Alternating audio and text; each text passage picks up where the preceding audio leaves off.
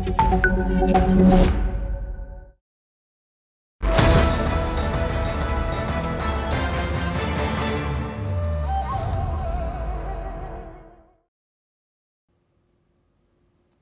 and welcome. I'm Sima Katauk and you're watching the China Report on NewsX World. Now we start from US. Zohran Mamdani gains victory in the New York City mayoral race. The Democrat defeats Andrew Cuomo and Curtis Sliwa in a historic election with a record voter turnout. Mamdani makes history as New York City's first Muslim and youngest mayor in generations.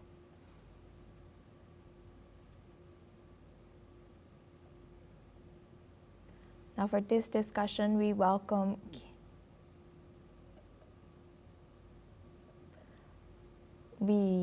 continue the news. Mamdani's victory comes in the face of fierce attacks on his policies and Muslim heritage from President Donald Trump, business elites, and the conservative media. The self-described socialist is a state lawmaker from New York's Queens borough. He appealed to voters by pledging to tackle the soaring cost of living, offering free city bus travel, childcare, and city-run grocery stores. Meanwhile, the crowd at Mamdani's watch party has erupted with cheers, hugs, and high fives on as Mamdani has been declared the winner in the highly watched mayoral race. Celebrating at the watch party were New York Attorney General Letitia James and New York Democratic Congresswoman Alexandria Ocasio-Cortez. Now for this discussion, we welcome Quinton Hitchcock. He is an international affairs expert, joins us live from Washington, D.C. Thank you very much, Quinton, for joining us at NewsX World. Thank you for joining us. Now, looking at this exciting news, who is Mamdani and what was most impactful to you about him or his campaign? Well, he's certainly a mayor that we've never had before in the history of our country, I'll tell you that much. He is a democratic socialist. He has run probably one of the most impressive, one of the most successful campaigns that we've seen in modern American history. But I'll tell you right now, his election and his success means that the Democrat Party in the United States is at a turning point. And our politics from this day forward will never be the same again. So we'll wait to see just how much he works in a bipartisan manner when he actually takes the oath of office. But this is certainly an unprecedented night in American history, one that we have never seen before. And, how do you see his open critics about President Trump and real estate agents or in his rhetoric in his latest winning speech? Well, there's no question that he is certainly a divisive candidate. And I want this to be very clear. Just because he won, there's an extraordinary amount of people, both in and out of New York City, that imminently disagree with his politics and wanted nothing to do with him. He certainly has a lot of critics on both sides of the political aisle. So he may be popular with a certain wing of the Democrat Party, the socialists, the far left side of the party, but he is certainly not popular with conservatives, with independents, with moderate, center-left Democrats. So that'll make this even more interesting, and that's why I say that his election really, he becomes the face of the Democrat Party in many ways. So what do you think, what does his election win suggests about the democratic socialist shifting political landscape within the Democratic Party or within New York? Well, I think it's very simple. I think the center left no longer exists in American politics. I think Democrats are moving further and further to the left.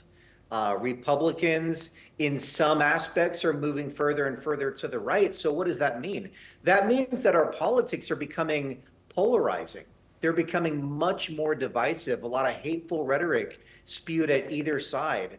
So in America, we're heading towards a very dangerous place in this country. I don't think in our country's history we have been this divisive, this divided rather, since the Civil War in the 1800s. So we have a lot of reasons to be concerned about the health of our democracy. And I think there's a lot of blame on either side of the aisle. But there's no question that the Democrat Party, this is no longer the Democrat Party of 10, 20, 30 years ago. They are moving left, far left, and in a very quick hurry. And how might this victory influence national democratic strategy ahead of future U.S. elections? How do you see it? Do you think it could encourage more left-wing candidates to run in major cities? I think absolutely. I mean, we're seeing that. Not only are we going to see that in the future, we're seeing that tonight. Minneapolis, the state of California, Virginia, New Jersey, all had elections tonight where far left candidates, much further left than any other candidates that we have seen in the past, were on the ballot, and were successful. We're wildly successful. So yes, to answer your question, we're going to start seeing an influx of ultra liberal candidates that decide to run for office. And so that's gonna make our politics even much more divisive, and certainly much more interesting for the years to come. And Kinton, how do you see it? You mentioned earlier that U.S. is heading towards a very dangerous time, as the progressive left is becoming more and more left. There's less ground for centrist left, and right wing is becoming more and more right. Do you think this progressive agendas on both sides, where do you think is headed? Well, let me just give you a very short example. We all know the political activist Charlie Kirk that was murdered about 7, 8 weeks ago. Well, let me walk you through what happened. The tragedy happens. He gets assassinated, and we see rhetoric on social media, on television, on radio, on pop culture of people celebrating his death, people that are mocking his widow, his family members, his little children. This happened by thousands of people online. This has been well documented. And I just give you that as a small little example of where our politics are today, right? Charlie Kirk's big crime, well, he was a Republican. I don't even call him far right.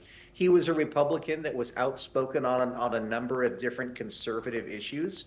And because of that, most people in this country, certainly the people on the left, absolutely hated him and had nothing good to say about him. And to answer your question, that's where we're heading: is hate-filled rhetoric, violence, and just constant division in this country, online, in person.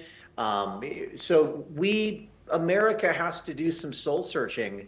And I think that Republicans, from a political standpoint, are going to have to look in the mirror, and they're going to have to decide the best course of action for the midterm elections next year. But as of right now, this is a very good night for Democrats, and a very, very bad night if you are not a Democrat socialist in this country. Right. With that, I would like to thank Quentin Hitchcock